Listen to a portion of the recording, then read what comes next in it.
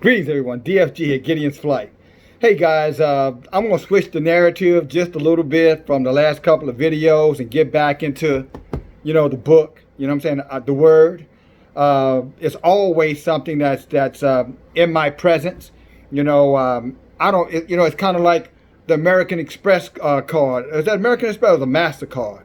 The one that, remember the commercial, I don't leave home without it? Well, when it comes down to the book, this is one of your brothers who does not leave home without it. And what I mean by that, I spend time in this book daily.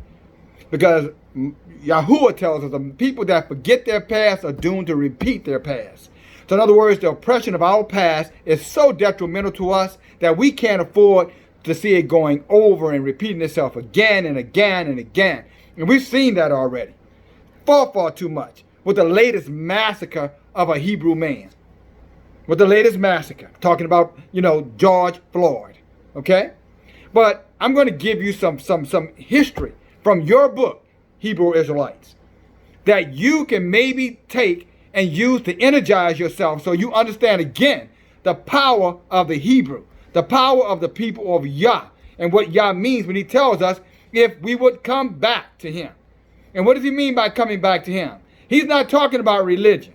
He's talking about coming back to him as a people, a unified people. It's interesting. I was talking to my elder son just yesterday, and he got in a debate with someone around, the Hebrew. And this person he got into this debate with told him, "You're ignorant. You don't know what you're talking about. Hebrew is a religion. It's not an ethnic group." And I said, well, that's interesting because that's not what the book says. And I suspect this fella got his facts from some definition, some Wikipedia, some dictionary that was written by some Caucasian who decided for themselves to decide what is the definition of a Hebrew versus what the actual book says about a Hebrew. And I think we're gonna cover that. And I'm kind of leading the witness with it. So as we get into it, I just don't want you to miss it as I'm reading through it. Fair enough? But more than that, in these very trying times, when there's so few of us against so many of them, and who is them? These are the bigots. These are the enemy of the Hebrew Israelite here on Turtle Island, so-called America. The 63 million who supported Trump, and who probably still supports Trump to this very day. That number may have grown now, who knows how many. The hidden ones. And it's probably more than that because a lot of them probably didn't even vote. Because they're probably not qualified to vote, or too ignorant to know, to go find where a poll is. A voting poll it is, I mean. But that being said, it's time for us as a group, as a people, as a nation, to rally and come together and stop pleading and begging for the adversary to somehow have mercy on us that they can't find inside of themselves. These people know nothing about mercy. They have a little bit of guilt. But they don't know anything about mercy. And that guilt, like any guilt, it only lasts, for the time, for a season. And then after a while, it doesn't have any type of residue to hold you back. And then you just kind of keep on being what you were before you did the thing that someone called your ass out on to make you feel guilty about. We all been there, right? Been there, done that. But in terms of any empathy, these people will never have that. We bring up things like reparations. We bring things up in terms of equity, respect, fair play, inclusivism, recognition, opportunity, promotion. These people for 400 years, and better yet for the last 100 years, better yet for the last 50 years, better yet till yesterday, still stigmatize us and label us and target us as a lesser species on this planet, when the truth of it, we are the greatest creation of Yah. He said that. That's what Yah said. In his image, made in his likeness, even the angels look down upon us with wonderment. Read Psalm chapter 8 and try to figure out what is man, that Yah is so mindful of him. And the glory of man, that Yah shall always redeem him. What man? The Hebrew man. But I'm going to get into the word. So I'm taking you to the book of Jasher. Jasher, Jasher. It's an apocryphal book. If you're still reading your old Bible, the 80 book Bible, it's time for you to wake up. As you've heard me say before, there are 204 books, and there are many additional books. Jasher, for example, it is in the 80 books. It's just not in the 80 books.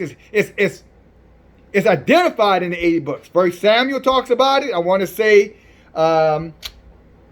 maybe it's 2 Samuel. I want to say chapter 10, verses 12. And then Joshua talks about it. I think that's chapter 1 somewhere. You can Google it up.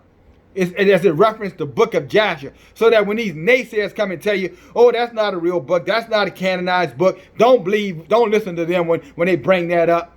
They're lying. They're the children of Satan, who is the father of a lie. And like their father, they are liars. As like our father, we are the ultimate truth of Yah. So I'm going to give it to you from this book, from that apocryphal book. If you don't have one, you need to get one, guys. Time is running out. We're in the end time, the last days. And you don't have to believe me. Just look at the world. Look at the conditions of the world globally. Just look at what's going on. Do you see this getting better? Do you see it getting any better? A stock market that is set up and being financed by the feds. The federal bank is printing dollars, throwing it in the stock market to inflate the market so that you don't realize that the market is just a bubble. But they got to keep it going, because if that market crash is over with. That's how close we are to the end of this society as you and I know it, guys. And we don't even have to talk about all the other mayhem and chaos that's going on all around the world, including, China moving away from the dollar, Russia moving away from the dollar, both of those countries getting together. They're bringing their armies, their military together, their technology together, their war machine together, and they're waiting for the United States to make the wrong move. And the United States knows that they're waiting. That's why all of a sudden, we're so meek and we're so humble. We'll try to throw little, poop at them, make little sideways comments towards them. But that there's no military action being taken towards them. How interesting is that? We have seen other countries do less. Iraq, Libya, Yemen, and I can go on and name a few more. Did much less than that in this country, attack those countries. Why aren't they doing anything about Russia, who's in a position, and China, who's in a position to destroy the petrodollar? They're not doing nothing. Just doing a lot of hot air breathing, because they know that these other countries are set here ready to start World War III, which is going to be the final war. All these things are happening amongst us right now today, guys. And it's all prophetic, things that Yah has written in the book, or had men inspired by Yah to document in our history book, as in all history books, documents of things that have happened and also predictions of things to come.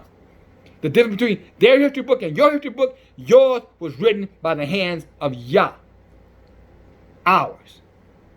But let me tell you why we should not be afraid with all this stuff going on, and why we should not be begging them, for mercy. As I said before, they don't have it in their hearts. Why waste the time going around telling them, my life matters, my life matters? Guys, we've been doing this for years now.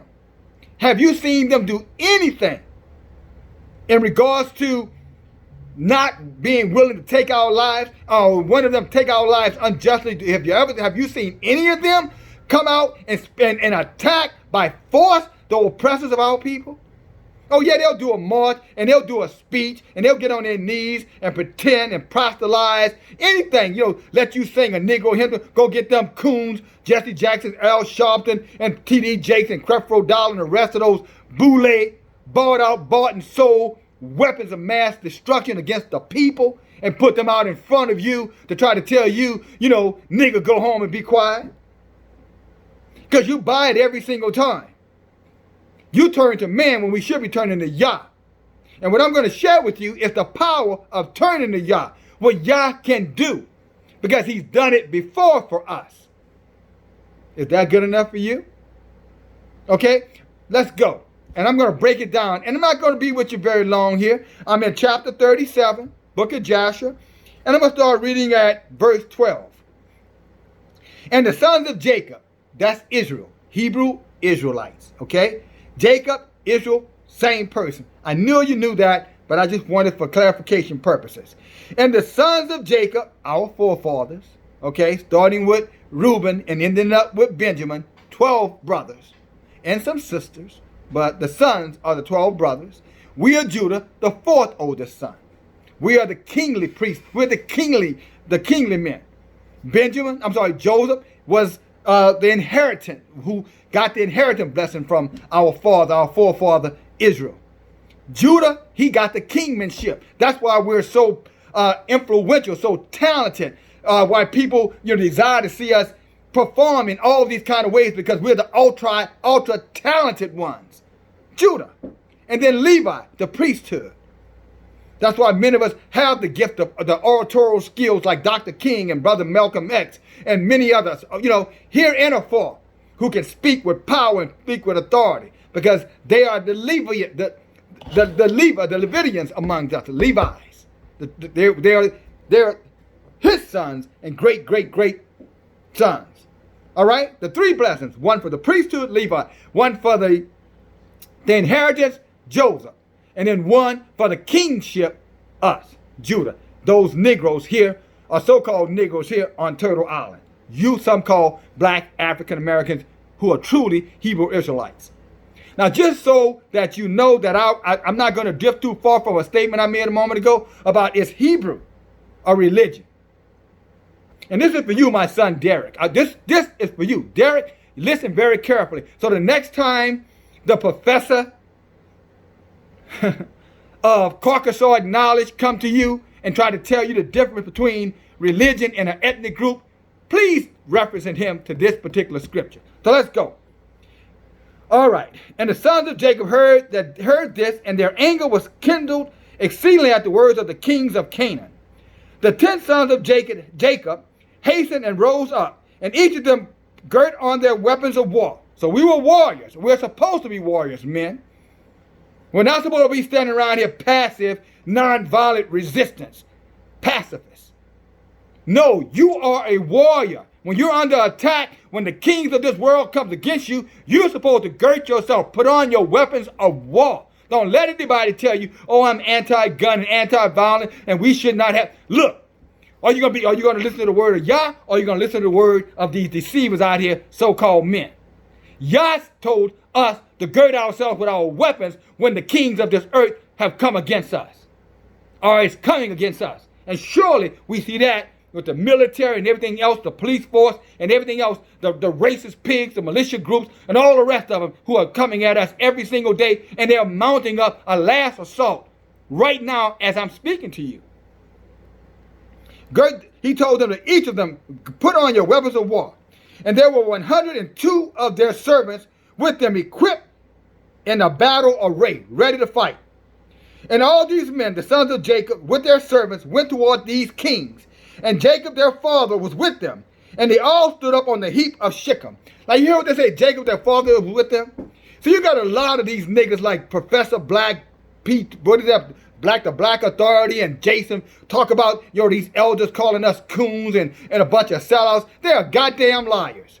Our people have always fought. My people fought with the Black Panther Party. They were there in the housing project in Desire. My father and my mother didn't run any damn where. We were right there. And their forefathers didn't run anywhere either. And all those slave rebellions, they were our people. So them dumb, stupid coons on these broadcasts is lying about somehow or another we're cowards. Where am I? I'm right in the middle of the fight right now. And I've always been. And I'm surely at the age of your elder now. Hell, they older than me, ready for the cemetery. So he's a liar. Jacob went with his young sons. I am with my young brothers. And any true Hebrew Israelite would never abandon the troops in war. Nor have many of us not. Yes, there have always been Judas Iscariot, again, the Jesse Jacksons, the L. Sharptons, the T.D. Jakes, the Creflo Dollars, and a few more of them. Well, many more of them. They've always had Judas Iscariot amongst us. But they're not us. And those two idiots don't need to be confusing us with them. Or your parents with them, I might add. Because they insult you when they call your parents a bunch of sellouts and coons. If I wanted to be vulgar, I would tell you, F those two fools. That's all I got to say about that. And Jacob prayed to the Lord. See, this is where the power comes into play, brothers. And Jacob prayed, the elder, to the Lord for his sons. And he spread forth his hands to the Lord, like that. You know, like that. Like that. He didn't get on his knees. He stood up and opened up his hands to Yah. Okay? That's what happened. Let's get on. And Jacob prayed to the Lord for his sons, and spread forth his hands to the Lord, and said, O Yah, thou art almighty creator. Thou art our Father. Thou didst form us as we were the works of thy hands. You see what I'm saying? My brothers, my sisters, we are the works of the hands of Yah. We have no reason to look down upon ourselves, and we have no reason to ask someone else to respect us, to tell us, oh, our life matters. Our life has always mattered. Maybe not to them, but who gives a damn about those wicked demon devils? You think too much of them and too little of yourself when you go out there asking them to be considerate of your life. No, you be considerate of your own life. Stand up and show yourself to be a man. You think they will come begging you to acknowledge that their life matters? Hell no, they wouldn't. He said, thou art our Father, and thou didst form us as we are the works of thy hands. I pray thee to deliver my sons thy mercy from the hands of their enemies. Yah, deliver us from the hands of these wicked enemies who are coming for us with this covert, this HR 66666, these vicious militias, these hate groups, these racist groups, these murderous cops. Deliver us from them, Yah, who are this day coming to fight with them, and save them from their hand. For in thy hand is the power and the might to save the few, that means little, from the many. Means us versus them. We are few in number, but there are many, but Yah has the power to give us. But remember, these brothers, our forefathers, was not in some synagogue, some church on their knees praying. They were battle arrayed, them and their servants, ready to fight when their father prayed. They were already armed to the teeth, and then they started praying. They didn't pray without arms in their hands. They didn't pray not being ready to go, to fight back. So these lying devils like T.D. Jakes and the rest of them talking about this, we need to just trust the Lord and trust God and pray, and and he will. Nigga, get out of here with that foolishness. You sellouts. For thy hand and power and might to save a few from the many, and give unto my sons. I'm still reciting our prayer. This is our forefather Jacob's prayer, Israel's prayer for his sons. I'm still reciting it. For in thy hands is the power and the might to save a few from the many. And give unto my sons, thy servants, the strength and the heart and the might to fight with their enemies. The strength, the heart, the courage, and the might. The power to fight against their enemies. He didn't say turn the other cheek. He didn't say love your enemies. Vengeance is mine, I shall repay. Oh no, he prayed that we would be ready to go, and it would go with all courage, all strength, and all power. That's a real prayer. Hebrew Israelite man and woman. And give unto my sons thy servants the strength and the heart and the might to fight with their enemies, to subdue them, to make their enemies fall before them, and to let not my sons and their servants die through the hands of the children of Canaan. Canaan is just symbolic for the biggest and the racist right here on Turtle Island, so-called America, including a racist government, judicial system, legislative system, and executive branch system led by Donald J. Trump. But if it seemed good in thy eyes, deal the prayer. But if it seemed good in thy eyes to take away the lives of my sons and their servants, then take them in thy great mercy through the hands of thy ministers, that they may not perish this day by the hands of the kings of the Amorites. There were many different kings, many nations, just like it is today. Nations all over the world are against the so-called Negro here in America and scattered abroad. Even those Canaanites, Africans, hate us. Akata, African cotton pickers, sound familiar? They know what I'm talking about. And when Jacob ceased praying to the Lord, and he shook he said, it says, and when Jacob ceased from praying to Elohim, the earth shook. Look, God, that's the power. It was an earthquake. That's the power that we have if we unite and come into focus and recognize who we are before Yah. The earth shook. The earth shook in its place, and the sun darkened, and all these kings were terrified with a great consternation, and a great consternation seized them. In other words, they started to shit their pants. And Elohim hearkened to the prayer of Jacob. In other words, he heard his prayer. He listened. He acted upon his prayer. And the Lord impressed the hearts of the kings and the host with the terror and the awe of the sons of Jacob, you and I. They hate you because they're not you, and they hate you because you're bigger, better, stronger, quicker, smarter, and wiser than them in your right mind. But when you're in the minds of the heathens, and you're using the heathens and the agents of the heathens, the boule, deceivers of the heathen, you are not in your right mind. You're in a state of insanity. Temporary insanity. When you're listening to these devils telling you, love these people and beg these people for mercy and ask them to consider your life because, your life should matter. But Elohim caused them to hear the voice of the chariots and the voice of the mighty horses from the sons of Jacob as the voice of a great army accompanying them. That was 12 plus 120. You hear the mighty voice? You see why my voice is strong? Because that's the voice of the Hebrew Israelite leader male, the alpha male. That's what you hear in my voice. A warrior. I don't sound like, I'm effeminate because I'm not. I don't sound like I'm emasculated because I'm not. I don't sound like I'm controlled that I'm under anybody's control because I'm not. I'm under the control of Yah. That's why this voice, if you lower your voice and you sound people will listen, I don't give a damn if you want me to lower my voice. You go to Yah and ask Yah to have me lower my voice, and then I'll talk calm to you, and I'll make more sense to you, and I'll continue on with the message. But that's Yah's decision, not yours. For the Lord caused them to hear the voice of chariots and the voice of the mighty heroes from the sons of Jacob, and the voice of a great army accompanying them. And the kings were seized with a great terror at the sons of Jacob. And while they were standing in their quarters, behold, the sons of Jacob advanced upon them with 112 men with a great, tremendous shouting. You know what shouting is? Of course you do. You've heard me do it for the last 20 minutes. And when the king saw the sons of Jacob advancing towards them, they were still in more panic struck. And they were inclined to retreat before the sons of Jacob at the first, and not to fight with them. But they did not retreat, saying, it would be a disgrace for us twice to retreat from before the Hebrews.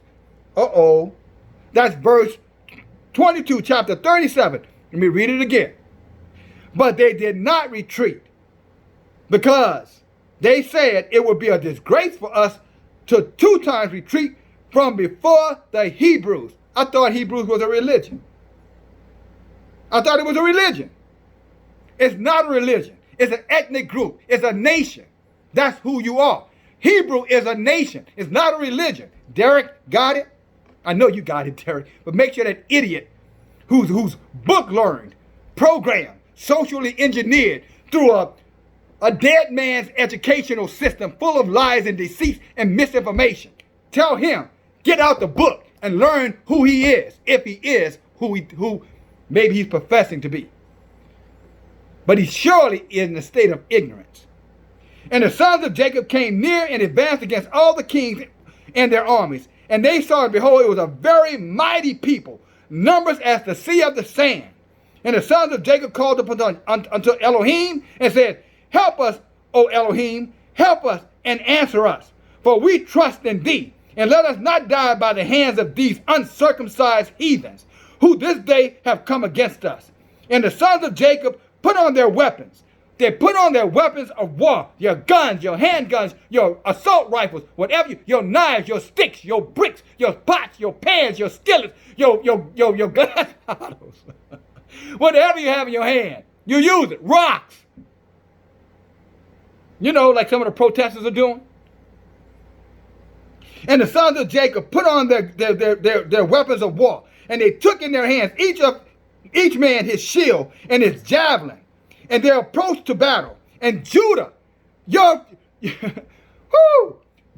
us, and Judah, the son of Jacob, ran first before his brethren, and the 10 of his servants were with him, and he went towards these kings.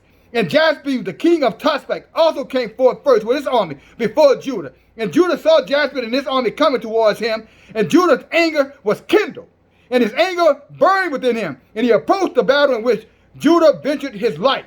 And Jashab and all of his army went advancing towards Judah. And he was riding upon a very strong and powerful horse. And Jashab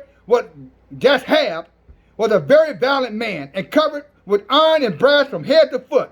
And while he was upon his horse, he shot arrows with both hands before and from behind, and as was his manner in all of his battles. So all these so-called badass, Navy SEALs and all these badass, what else? These other little warrior groups, that they try to scare you with to show you how advanced killers they are. Don't fear those devils, because this is one of them right here who I'm describing. This guy can shoot with both hands, front and back at the same time. They're secret agents. And while he was on his horse, he shot arrows with both hands from before and behind, and as was his manner in all battles. And he never missed the place in which he aimed his arrows.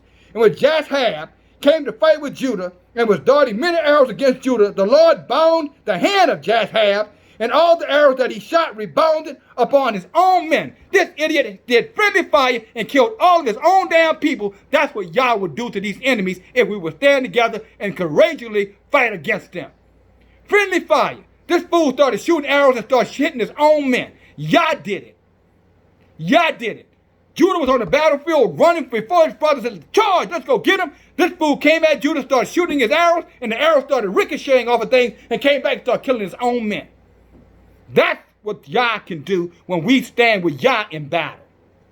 And notwithstanding this, Jashab kept advancing towards Judah to challenge him with the arrows, but the distance between them was about 30 cubits. And when Judah saw Jashab darting forth with his arrows against him, he ran to him with his wrath-excited might.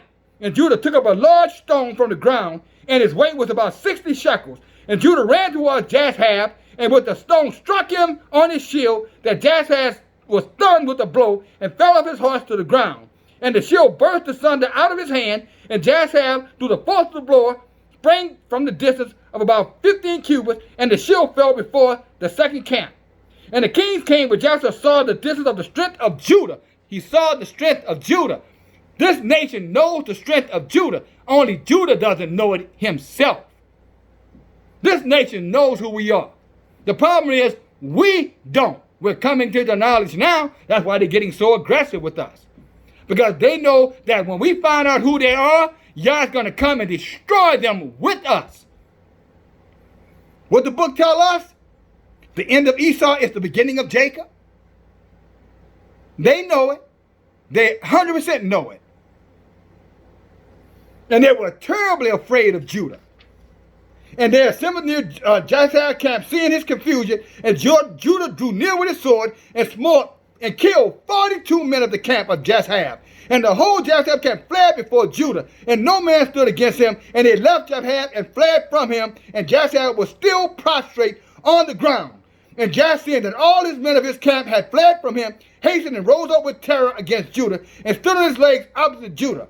And Jashab had a single combat with Judah, placing his shield towards the shield. And Jashab's men all fled, and they were greatly afraid of Judah. And Jashab took his spear in his hand to strike Judah upon the head. But Judah had quickly placed his shield to the head against Jashab's spear, so that the shield of Judah received the blow in Jashab's spear, and the shield was split in two. And when Judah saw that his shield was split, he drew a sword and he killed the devil. He killed the devil. That's exactly what he did. He slaughtered that human demon. And all of the cowards that were with him that was so big and so bad, with all of their armor from head to foot, all of their metal, they ran like a bunch of cowards because the people of Yah stood up against them. And that's all we have to do right now. But we can't stand up against them if we join up with them, only for us to be sabotaged by them again.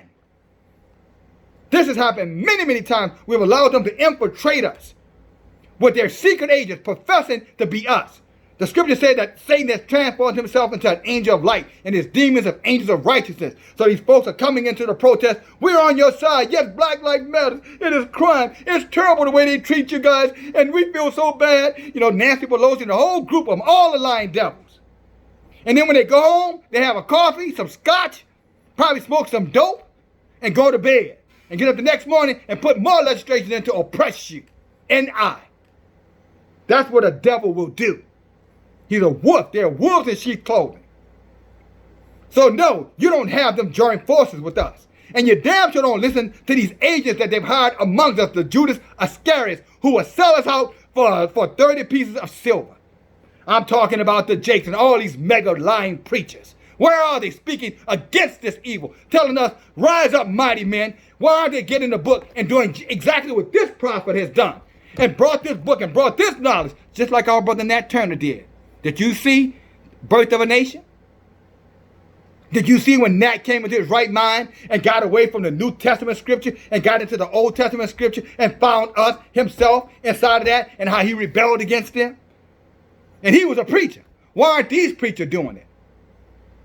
Because they're the enemy's preachers. They're the boule preachers of the wicked establishment who are put in place for one reason and one reason only. To sabotage any movement, to pacify us, and at the end of the day, get you to go back home and wait for white Jesus to come on a chariot in a rapture that ain't never going to happen, so they can continue to put their foot on our necks.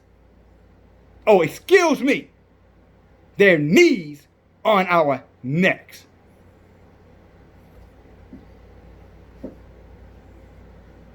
Wake up, people. Come together. Yah is with you. You ready to fight? Then he says, I'm ready to arm you and I'll be with you in battle. Time is running out, guys. If we don't do it now, guys, woe to the children and those who have sucked in those days. Matthew 24. Remember that. It's in our hands right now. The old among us and the young. DFG, talk to you soon. Bye now.